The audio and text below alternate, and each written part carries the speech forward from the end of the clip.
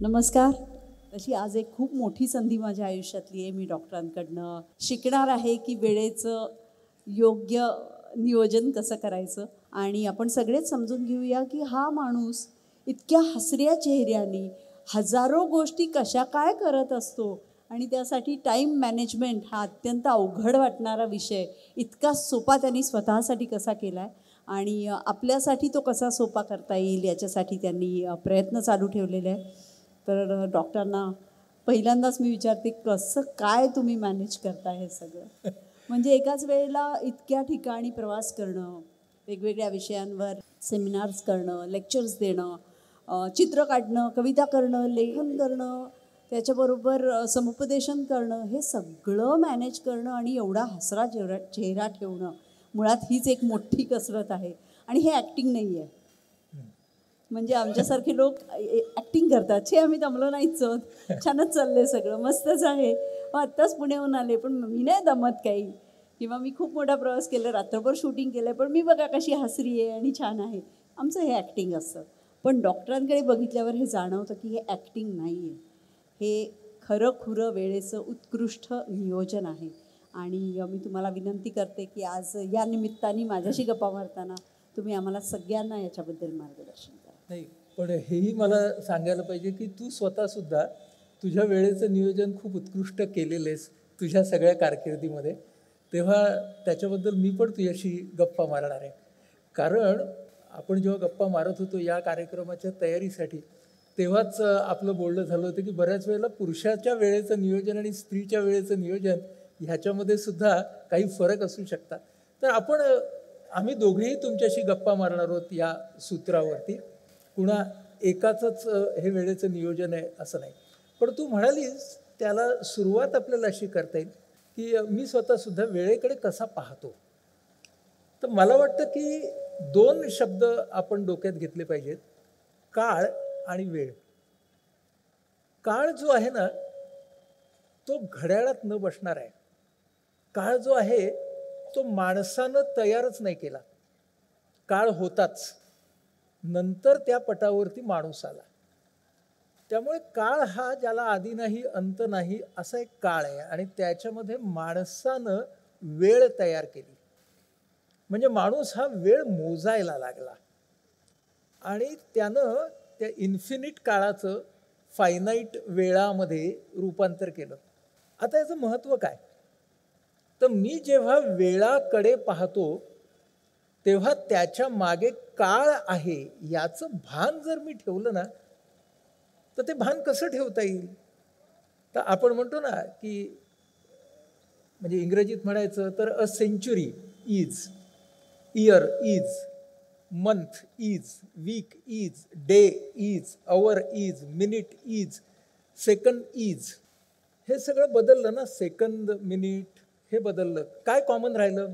Is common राहिला. तर is आहे तो काळ आहे आणि उरलेली सगळी जी आधीची विशेषण होती ती वेळ आहे. तर आपल्याला हे भान का बरं ठेवायला लागतं? हे भान ठेवलं तर आपल्या असं लक्षात येतं की अरे, आपण नम्रपणे दिलेल्या वेळेचा स्वीकार केला पाहिजे. म्हणजे वेळ हा माझा हक्क नाही आहे, वेळ ही मला काळाने दिलेली गिफ्ट आहे आणि ती जी भेट आहे त्या भेटीचा मला स्वीकार करायचा आहे आणि त्या भेटीचा योग्य वापर करायचा आहे. म्हणजे वेळेचं महत्त्व जर समजायचं असेल तर पहिल्यांदा काळ आणि वेळ ह्यांच्यातलं नातं समजून घेतलं पाहिजे. तशी नम्रता आली तर मग आपल्याला मूल्य कळतं वेळेचं आणि मग ते वापरताना आपण जबाबदारीने वापरू शकतो. हा एक मुद्दा.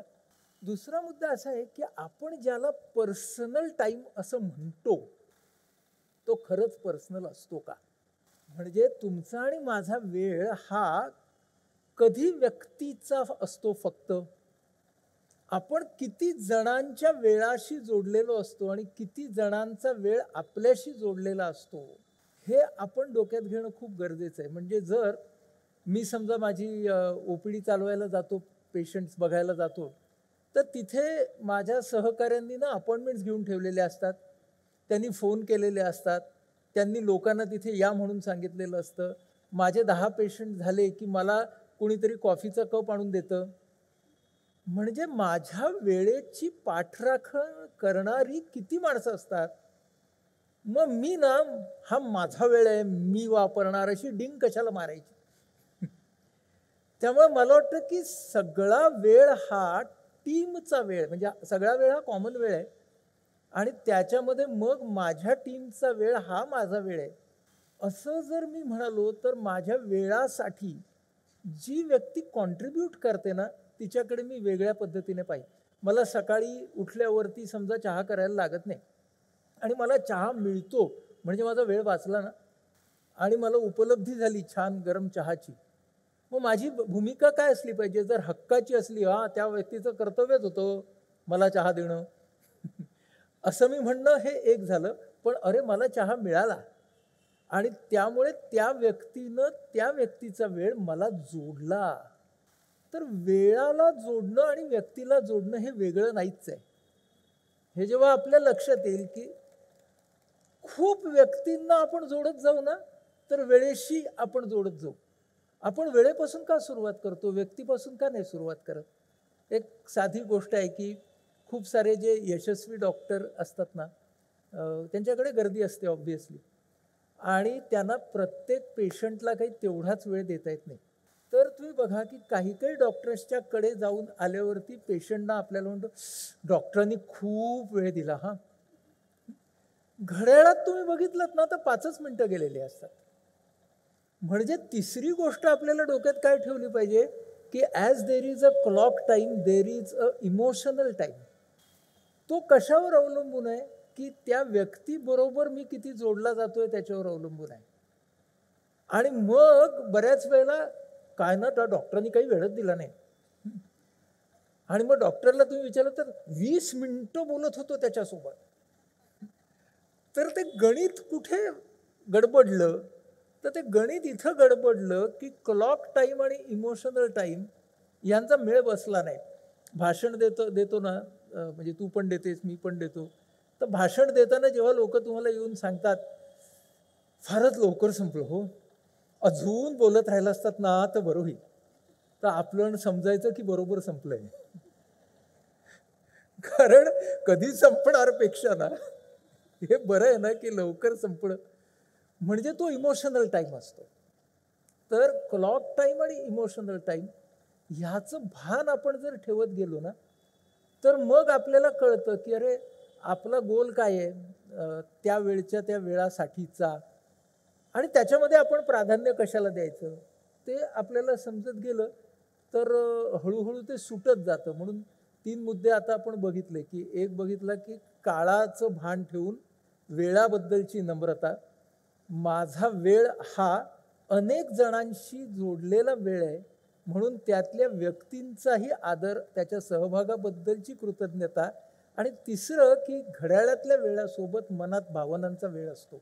चित्रपट पाहताना सुद्धा असं होतं की नाही की एखादा चित्रपट असतो तो आपल्याला फार भावतो, कधी संपला तो पिक्चर असं आपल्याला कळत नाही, आणि कधी कधी काय यार ड्रॅग चाललंय. सो घड्याळातला वेळ आणि भावनांचा वेळ ह्याचा मेळ घालण्याचा प्रयत्न आपण केला की लक्षात ठेवणं की इमोशनल टाईम नावाची एक गोष्ट आहे, तर आपण जास्त चांगला वापरू शकू. मला वाटतं अतिशय महत्त्वाचा मुद्दा आहे. विशेषतः माझ्याकडे बघूनच डॉक्टरांनी हा मुद्दा मांडला आहे असं मला वाटतं. कारण सिनेमा क्षेत्र किंवा मालिका क्षेत्राच्या बाबतीमध्ये हा मुद्दा किती महत्त्वाचा आहे की इमोशनल वेळ किंवा इमोशनल अटॅचमेंट आम्ही जर तुमची त्या त्या चित्रपटात किंवा त्या त्या मालिकेत घडवून आणू शकलो तर तो शो तुम्हाला आवडतो किंवा तो चित्रपट आवडतो. नाही तर तुम्ही म्हणता की किती बोरिंग चित्रपट होता किंवा की कधी संपणार आहे ही मालिका असं कंटाळवाणं वाटायला लागतं. त्यामुळे तो इमोशनल अटॅचमेंट हा वैयक्तिक जसा मुद्दा आहे तसाच हा मनोरंजनाच्या क्षेत्रातही अतिशय महत्त्वाचा मुद्दा आहे असं मला वाटतं. तर वेळाच्या बाबतीत मला वाटतं असं आमचं सगळ्यांचं होतं की लहान मुलं जशी हावरट असतात ना, तसं आम्हाला आमच्या वेळावर कब्जा पाहिजे असतो. आम्हाला सगळं करायचं असतं आणि विशेषतः बायकांना. म्हणजे मी त्या दिवशी आपल्या चर्चेमध्ये विशेषतः हा मुद्दा मला खूप मांडायचा होता की बायकांचं टाईम मॅनेजमेंट आणि पुरुषांचं याच्यात मला वाटतं खूप फरक असणार. कारण बायकांची ना कुठेतरी अशी मनोवृत्तीच असते की मला सगळं करायचं आहे, मला सण पण करायचे, मला पाहुणे पण करायचे, मला करिअर पण करायचे, मुलांकडे पण बघायचं आहे, त्यांचा अभ्यास पण घ्यायचा आहे, नवऱ्याबरोबर पण वेळ घालवायचा आहे, म्हणजे मला ऑलराऊंडर असलंच पाहिजे असं एक कुठेतरी मनात बर्डन असतं. आणि अगदी या पिढीतल्या मुलींनाही ते सुटलेलं नाही. म्हणजे आपल्याला वाटतं की या आधुनिक मुली आहेत, त्यांना करिअर करायचं आहे, पण त्यांना हेही सगळं करायचं असतं. म्हणजे आपल्या वेळेला लग्न व्हायची ती 1.5 दिवसात संपायची, आता त्या मुलींना 5-5 दिवसाचं लग्न करायचं असतं.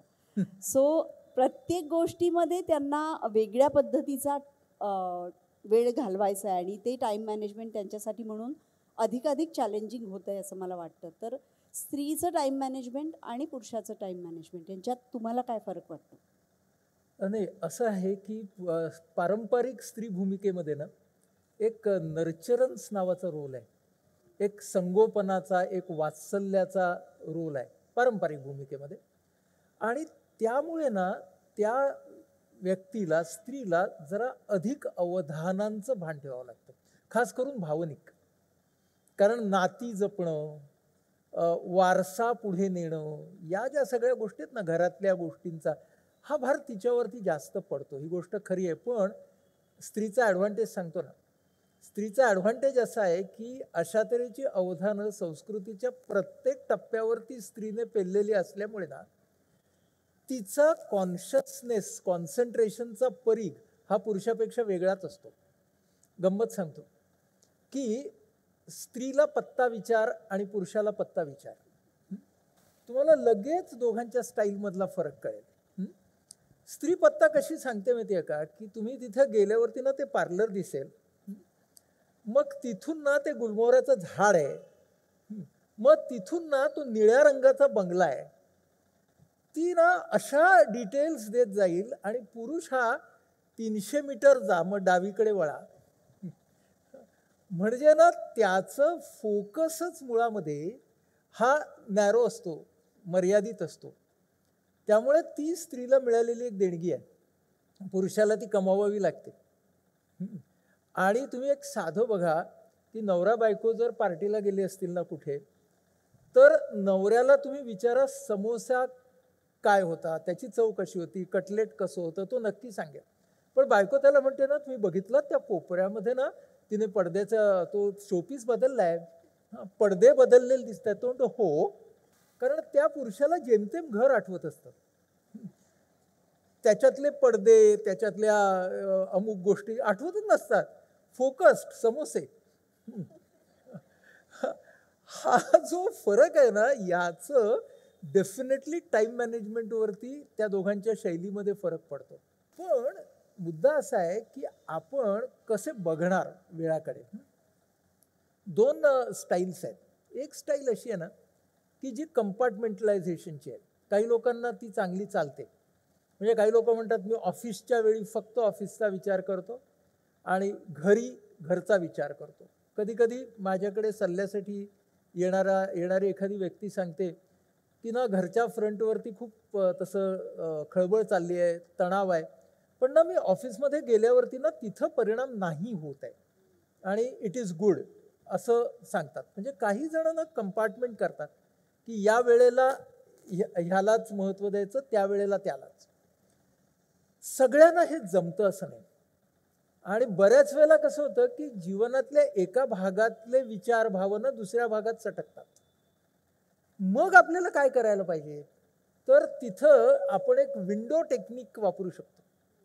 म्हणजे आता विंडोज आहेत आपल्या कॉम्प्युटरवरती, तर एका वेळेला एकच विंडो कशाला.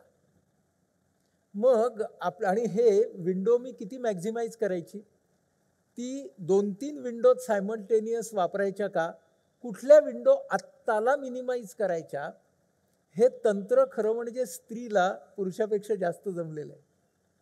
म्हणून स्त्री ही विंडोज पद्धतीने वेळ जास्त चांगला वापरू शकते. पुरुषाला ती सवय लावावी लागते की आता ना ही विंडो मिनिमाइज कर बरं का.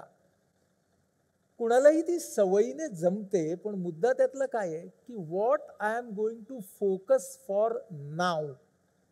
आत्ताचा माझा गोल आणि आत्ताची माझी प्रायोरिटी काय आहे हे मला जर कळायला लागलं ना, तर मग मी एकाच वेळेला विंडोज ऑपरेट करू शकतो. जे खूप मोठ्या मोठ्या क्षेत्रातले लीडर्स असतात, कुठल्याही कॉर्पोरेट असतील, सामाजिक असतील, राजकीय असतील, कुठल्याही क्षेत्रातले, तर ते त्यांच्या नेतृत्वाचा एक भाग असा असतो की त्यांच्याकडे जेव्हा एक माणूस एक काहीतरी प्रॉब्लेम घेऊन येत असतो, दुसरा तिसराच काहीतरी घेऊन येत असतो, त्यांना एका वेळी 10 गोष्टींच्या वरती लक्ष ठेवायलाच लागतं ना. तेव्हा एका अर्थानं how you are going to focus and defocus त्या गोलवरती त्यावेळेच्या, आणि नंतर आता ह्याला हा सल्ला दिल्यावरती पुढच्या गोष्टीवरती फोकस करायचा, असं करत जेव्हा ते जातात तेव्हा आपल्याला दिसतं असं की ते वेळ खूप चांगला वापरतायत. आणि ह्या फोकस डिफोकसिंगचं तंत्र ज्याला जमतं त्यालाच आपण खरं म्हणजे अष्टावधानी म्हणतो. आणि त्या अष्टावधानी माणूस हा त्या वेळेकडे कुस्ती म्हणून पाहतच नाही. आपण सगळेजण वेळेकडे कसे पाहतो ना, त्याचे 4 शैली आहेत बरं का आपल्या. म्हणजे गायनात कशा शैली असतात ना, तर आपण सगळेजण सगळ्या शैली वापरत असतो.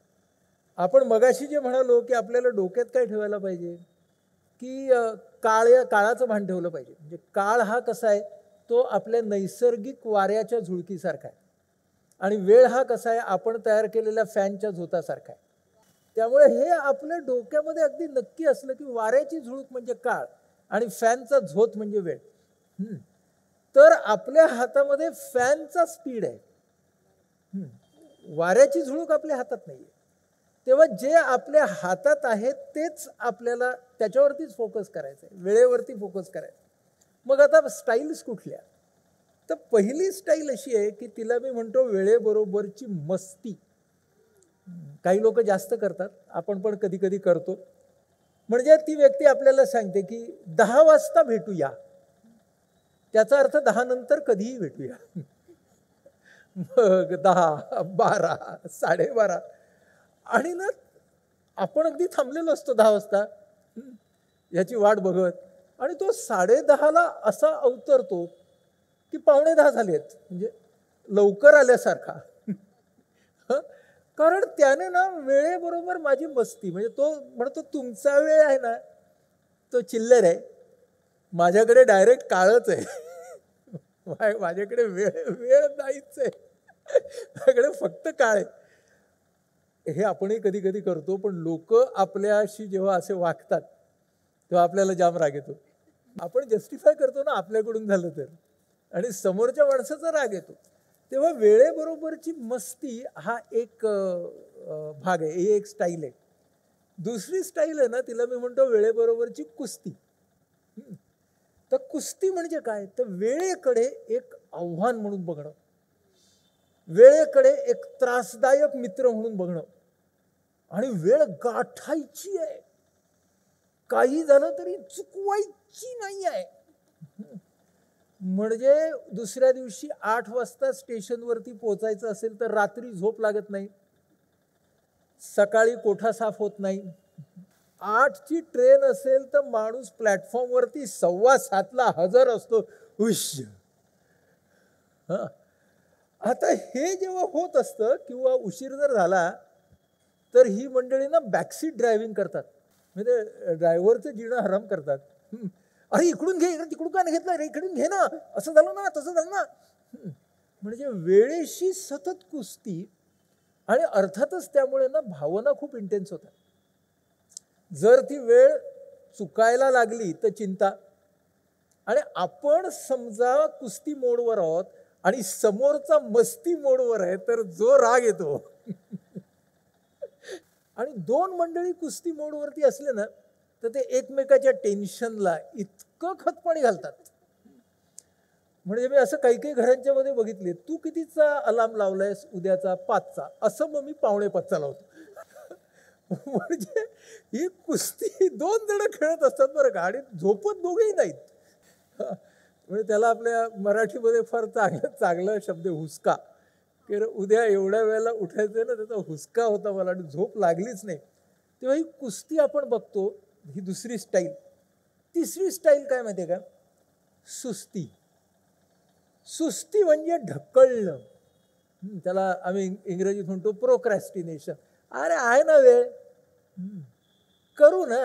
म्हणजे बरेच आपले विद्यार्थी असतात ना, ते परीक्षेला 2 महिने राहिले कीच तयारीला वेग येतो असं स्वतःला उरलेलं वर्षभर सांगतात. आणि त्यामुळे उरलेलं वर्षभर काही करण्यासाठी नसतंच. तेव्हा काय करायचं, वेळेबरोबर सुस्ती. आणि मग डायरेक्ट कुस्ती मोडवर जातात माणसं, की 10 महिने सुस्ती आणि मग कुस्ती. तेव्हा आपण 3 भाग बघितले, मस्ती बघितली, कुस्ती बघितली, सुस्ती बघितली. म्हणजे मला असं वाटतं की नवरा बायकोंमधला जर एक सुस्ती असेल आणि एक मस्ती असेल तर मग धमाल, घरामध्ये सततची धमाल. एक कुस्ती आणि एक सुस्ती असेल तरी तरी धमाल. धमालीचे वेगवेगळे प्रकार आहेत. पण दोन्ही सेम असलं तरी धमालच आहे. हो. एकंदर धमाल आहे. पण दोस्ती असली तर नाही. म्हणून आता आपली चौथी स्टाईल काय, की वेळेबरोबरची दोस्ती. त्याचा अर्थ काय, की वेळ is a gift, time is a gift given to me. आणि त्या भेटीचा मला योग्य तो वापर करायचा आहे. म्हणून मी मग वेळाच्या पाठी धावत नाही, किंवा येतोय वेळ माझ्या पाठून असंही म्हणत नाही. मी वेळ नावाच्या मित्राच्या खांद्यावर हात ठेवून त्याच्याबरोबर पुढे जातो, की वेळ हा माझा मित्र आहे आणि त्याच्याबरोबर मला जायचं आहे आणि मी जात जात त्याच्याकडे जाईन. म्हणजे त्या वेळेबद्दलचा आदर. आणि मगाशी म्हटलं तसं की हा वेळेबद्दलचा स्वतःच्याच नाही तर एकंदर वेळेबद्दलचा आदर हा जर माझ्याकडे असेल ना, तर काय होतं सांगतो या दोस्तीमध्ये. तुम्ही ना व्हिज्युअलाइज करायला लागता गोष्टी. आणि मला वाटतं व्हिज्युअलाइज करणं हे टाईम मॅनेजमेंटचं खूप महत्त्वाचं सूत्र आहे. एक आपण लक्षात घेऊया की time management is nothing but managing yourself in the given time. आणि when I say managing yourself, त्याचा अर्थ काय, माझे विचार, माझ्या भावना आणि माझं वर्तन, या 3 गोष्टी मला दिलेल्या वेळामध्ये मॅनेज करायच्या आहेत. मग मी जेव्हा दोस्ती करतो वेळाशी, त्यावेळेला मग मी व्हिज्युअलाइज करायला लागतो मी आणि वेळ. म्हणजे मी स्वतः जेव्हा व्हिज्युअलाइज करतो तेव्हा मी 2 मित्र व्हिज्युअलाइज करतो. एका बाजूला मी क्लॉक टाईम व्हिज्युअलाइज करतो आणि एका बाजूला मी इमोशनल टाईम व्हिज्युअलाइज करतो. आणि या दोघांच्या खांद्यावरती हात ठेवून त्यांच्याकडे बघत, म्हणजे त्यांचा फीडबॅक घेत मला पुढे पुढे पुढे पुढे जायचं आहे, असा मी जेव्हा विचार करायला लागतो तेव्हा काय होतं बघा, की हळूहळू मला हे कळायला लागतं की इतरांचे सगळ्यांचे पण हे 2 टाईम हे तसेच जायला हवेत मला. ते जर असे तसे गेले तरच माझी टीमची म्हणून टाईम मॅनेजमेंट चांगली होईल. गमतीदार उदाहरण, की आता समजा आजचा आपला हा कार्यक्रम आहे, तर आता आपला आजचा हा कार्यक्रम 3 संध्याकाळी होणार. तर माझ्या मनामध्ये ही कल्पना आली, ती साधारण जानेवारी महिन्यामध्ये पुसटशी आली, की आपण म्हणजे बरोबर 12 महिन्याच्या आधी, की जानेवारी महिन्यामध्ये ही कल्पना आली की यावर्षी ना आपण असं करूया. ती का आली, कारण जनरली डिसेंबरमध्ये आदल्या वर्षीचा आपला वेध किंवा माइंडफेस्ट होतो आणि मग एक मध्ये स्पेस मिळते आणि त्या स्पेसमध्ये आपण पुढच्या वर्षी काय करायचं त्याचं व्हिज्युअलायझेशन यायला लागतं. आणि त्या स्पेसमध्येच हे दोघे येतात बाजूला, की मग आता आपल्याला काय करायचं आहे, तर आपल्याला मेंटल हेल्थ डायलॉग्स करायचे आहेत अशी समजा कल्पना आली.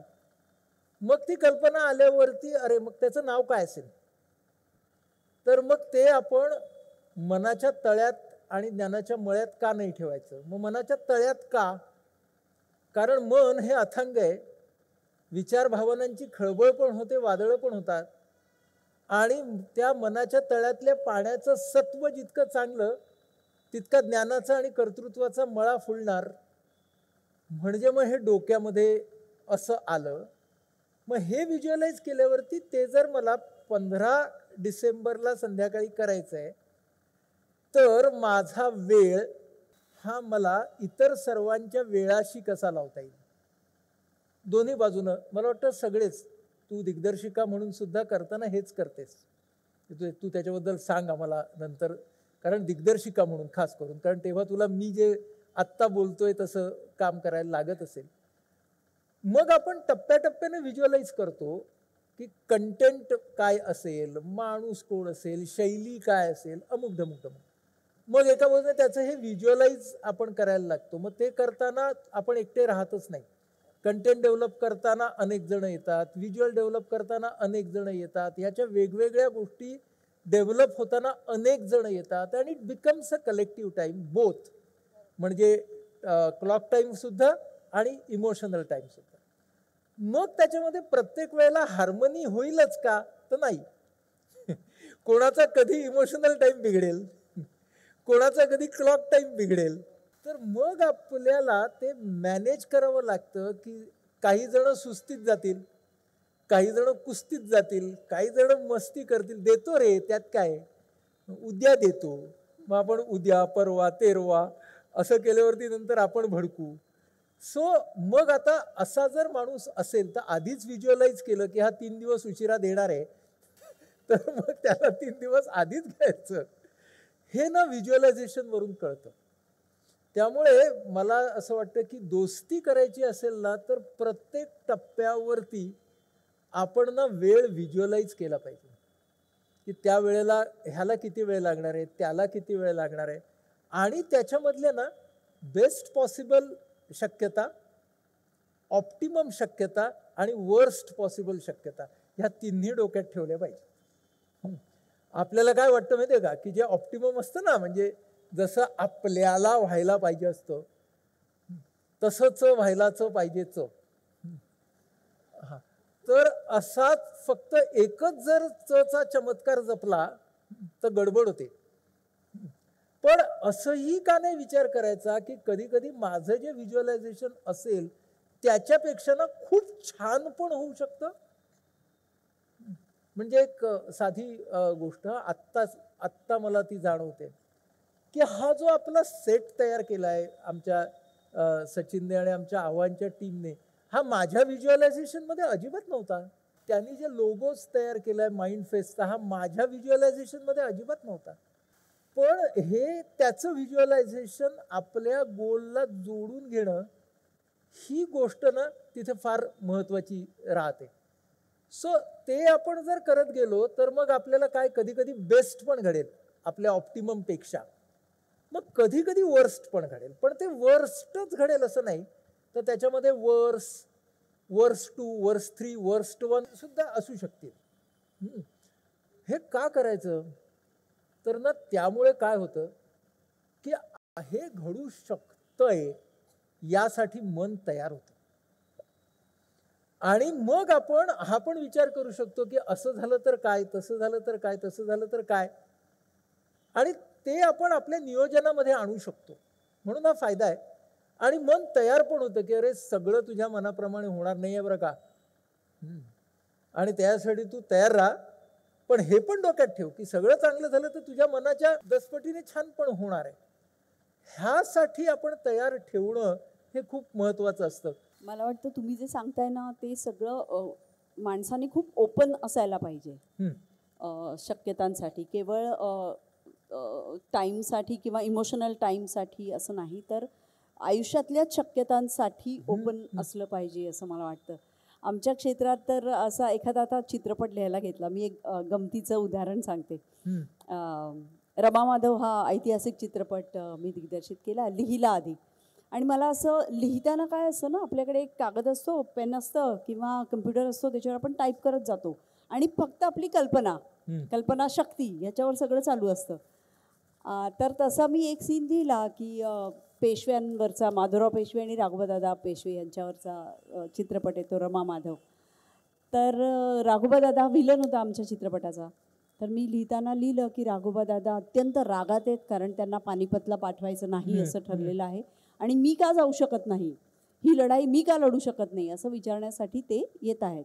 तर हा सीन आम्ही एका तंबूत शूट करणार होतो आणि तंबूत राघोबादादा घोड्यावर बसून येतात, भरधाव वेगाने येतात. म्हणजे व्हिज्युअलाइज करा, हा रात्रीची वेळ आहे आणि अत्यंत चिडलेल्या अवस्थेमध्ये प्रसादोग राघोबादादा झाला होता. तो घोड्यावर बसून भरधाव घोडा हाकत एका हातात मशाल घेऊन येतो, तंबूच्या समोर लगाम ओढतो, तो घोडा खिंगाळतो हॅ हॅ हॅ करून आणि तो उडी मारतो, मशाल एकाच्या हातात फेकतो आणि तरा तरा तरा तंबूत जातो. ते लिहिताना तर मला खूप मजा आली. म्हटलं अशी एंट्री पाहिजे आपल्या विलनची, धमाल येणार एकदम. आणि प्रत्यक्ष शूटिंगचा दिवस आला तर रात्रीचा सीन होता हा. आम्ही सकाळपासून इतर सीन शूट करत होतो. राहुट्या लावल्या होत्या. संध्याकाळ जशी व्हायला लागली तसं लाईटिंग सुरू झालं. मग त्या मशाली बिशाली सगळ्या, मग राहुट्यांच्या बाहेर उभे असलेले पहारेकरी. आणि प्रसाद सकाळीच आला होता. तर मी प्रसादला म्हटलं, प्रसाद येतो ना घोडा चालवता? त्याच्यात काय 1000 वेळा चालवला आहे. म्हटलं तरी नवीन आहे घोडा, जरा जाऊन थोडी ओळख करून घे. दिवसभरात मी बघत होते की प्रसादने गेला, तो घोड्या पाठीवरनं हात फिरवला, काय कशी म्हटला, एक रपेट मारून आला असंही कळलं. आता संध्याकाळ झाली, 7:30 वाजता सगळीकडे मशाली लावल्या, आमचं लाईटिंग रेडी झालं. आणि हा फक्त एक शॉट आहे की प्रसाद घोड्यावरनं येणार, हातात ती मशाल टाकणार, उडी मारणार, आत जाणार, एवढंच होतं. ते झालं की पॅकअप. सगळेजण वाट बघत होते आता कसं काय, आता झालं की घरी जायचं. बसलो आम्ही सगळे, आता शॉट एकदम रेडी. मग कॅमेरा रेडी झाला, साऊंड रेडी झाला, सगळे रेडी, त्या मशाली वगैरे लावल्या. सगळ्यांचे वेळ जमले, भावनिक वेळ पण जमले होते, कारण सगळ्यांचं उद्दिष्ट एक होतं, हा शॉट झाला की घरी जायचं.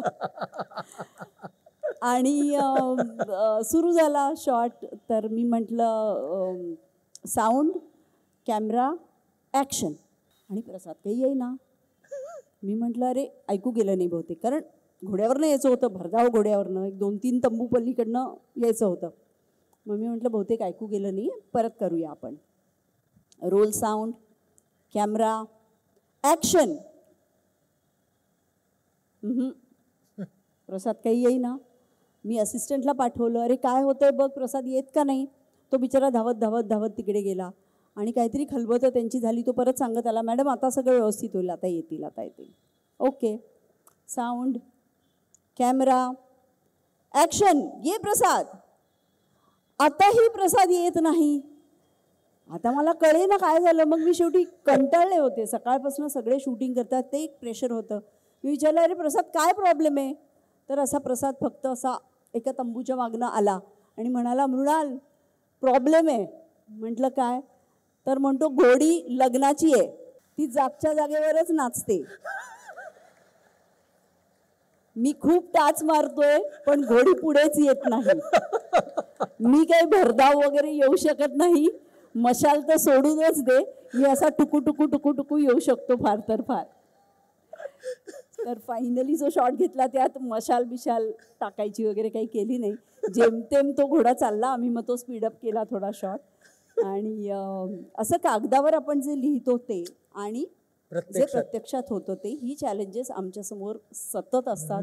अभिनेते म्हणून असतात, दिग्दर्शक म्हणून तर जास्तीच असतात. त्यामुळे ही मारामारी आमची सतत चालू असते. पण त्यावेळेला ना तू स्वतःमधली फ्लेक्सिबिलिटी कशी जपतेस? काय असं, डायरेक्टर जेव्हा तुम्ही असता तेव्हा you are the captain of the ship. त्यामुळे तुम्हाला तुमचा संयम सोडून अजिबात चालत नाही. मी दिसताना खूप शांत वगैरे अशी दिसते किंवा मॅच्युअर्ड वगैरे असं कदाचित माझ्याबद्दल म्हणत असतील लोक. पण असे काही सीन्स झाले की मग घरी जाऊन जी रडारडी असते ती आम्हालाच माहीत असते. तर you have to go through it. तुम्हाला हे तुमच्या हातात नसलेल्या गोष्टी असतात. किंवा सगळा शॉट्स सगळे रेडी आहे आणि दिवसभर पाऊसच पडतोय, तुम्ही काहीच करू शकत नाही. त्यामुळे तुमच्या मनाची शांती जपणं आणि तुमच्या युनिटचं मनोधैर्य वाढवणं किंवा त्यांना अप टू ठेवणं आणि पॉझिटिव्हिटी ठेवणं सेटवर, एवढं एकच तुम्ही करू शकता. कारण तुमच्या हातात नसतात अनेक गोष्टी. अनेक वेळेला ते आपल्या हातात नसतात. म्हणजे मला आठवतंय की कधी कधी आपल्या वेळेवरचा, म्हणजे मला नेहमी वाटतं की वेळेचं नियोजन करताना ना आपण सगळ्यांनी सपशेल फजितीसाठी स्वतःला तयार ठेवलं पाहिजे. कारण नाहीतर आपण फारच असा अहंकार घेऊन जाऊ, माहिती आहे का, की अरे माझं टाईम मॅनेजमेंट एवढं मस्त आहे ना, तर फुल आपली फजिती होऊ शकते. आणि ती फुल फजिती आपली जेव्हा होते तेव्हा तिच्याकडे हसून पाहणं. आणि मी माणूस आहे आणि ते मी केलेलं वेळेच्या नियोजनाचं एक आकृतीबंध होता, वन मॉडेल होतं, ते कोसळलं. तर ते कोसळल्यावरती त्याच्याकडेही आपल्याला बघता आलं पाहिजे आणि त्याच्यातून मग स्वतःला बाहेर काढता आलं पाहिजे. मला वाटतं त्यासाठी प्रायोरिटीज माझ्या मनातल्या क्लिअर असणं. म्हणजे एक प्रसंग माझ्या डोळ्यासमोर आला. कधी कधी असं होतं माझ्या ओपीडीमध्ये की पेशंट हा किती वेळ घेणार आहे हे कधी कधी आम्हाला माहिती असतं, पण कधी कधी आम्हाला माहिती नसतं.